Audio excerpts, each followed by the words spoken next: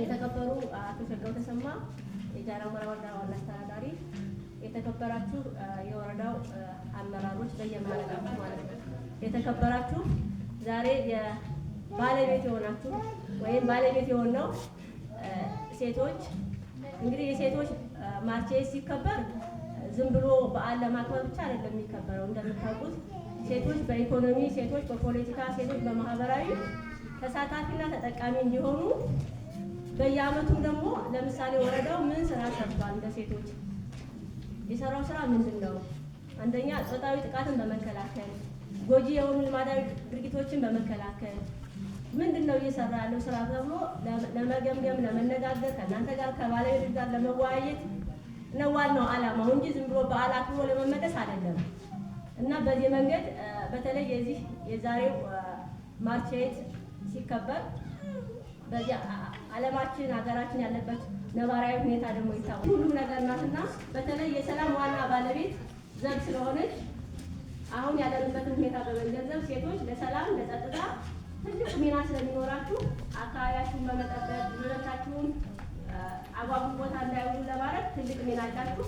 እሱንም በደንብ አጉልተን መያዝ አለብን ማለት ነው። ሌላኛው ምንድን ነው? አሁን ሴቶች እኩልነት ብቻ ሳይሆን ሴቶች በትክክለኛው መንገድ ተጠቃሚ ናቸው ወይ? ተጠቃሚነታቸው ተረጋግጧል ወይ? እኩል በፖለቲካው፣ በኢኮኖሚ፣ በማህበራዊ ሁኔታው ተሳታፊና ተጠቃሚ እየሆኑ ነው ብለን ስናይ እናንተ ናችሁ እንግዲህ ኋላ ሀሳብ የሚሰጡ ማለት ነው። ግን አሁን ያለው እንደ መንግስት ያለው ሴቶችን በኢኮኖሚ ከፍ ለማድረግ፣ ሴቶችን በማህበራዊ ከፍ ለማድረግ፣ ሴቶችን በኢኮኖሚ በፖለቲካው ከፍ ለማድረግ በጣም በርካታ ስራዎች የተሰሩ ነው ያሉት። ግን ስራዎቹ በቂ ናቸው ስንል በቂ አይደሉም።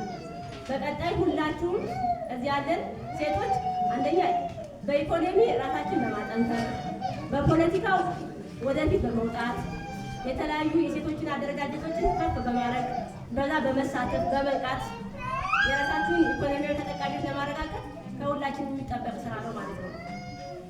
በዛ መንገድ በዚህ በዓል ብቻ ሳይሆን በቀጣይም በራሳችሁ አደረጃጀት በመገናኘት ተግባራችሁን እየገመገማችሁ በኢኮኖሚ ተጠቃሚ ለመሆን የራሳችሁ አስተዋጽኦ ከፍተኛ ስለሆነ ይሄን በደንብ አጥብቃችሁ መያዝ ይኖርባችኋል ማለት ነው። በፖለቲካውም ቢሆን ደግሞ በፖለቲካ ያላችሁ ሴቶች አቅማችሁን ከፍ ማድረግ አለባችሁ። ሌሎች ሴቶች እንዲወጡ ስራ መስራት አለባችሁ። እናንተ እኛ ወንበር ላይ ተቀመጥን ብቻ ሳይሆን ሌላ ጠንካራ የሆኑ ነገ እኛ ሊተኩ የሚችሉ ሴቶች በየሁሉም ቦታ ላይ አሉ። እነሱ እንዲወጡ ስራ መስራት ይጠበቅብናል። እነሱ ወደፊት እንዲወጡ፣ እነሱ እንዲታዩ፣ እነሱ ደግሞ እኩል ሌላ የፖለቲካ ተሳትፎ እንዲኖራቸው ለማድረግ ደግሞ የእኛ ወንበር ላይ የተቀመጥነው ሰዎች ደግሞ ከላይ እስከታች ትልቅ ስራ ይጠበቅብናል።